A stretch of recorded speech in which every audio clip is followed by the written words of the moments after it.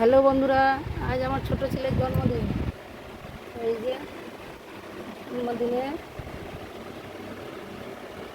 দুপুরের রান্না, দুপুরের খাবার তৈরি হয়ে গেছে।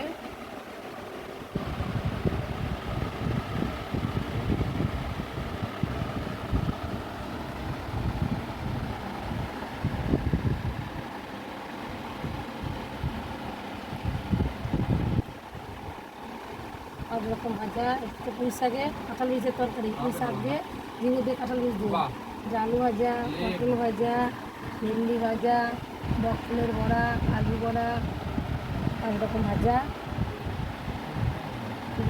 ডাল, আলু পোস্ত ভাজা, পনির, পায়েস, মিষ্টি, পাঁপড়। তো আপনারা ভালোভাবে আশীর্বাদ করবেন। ওকে।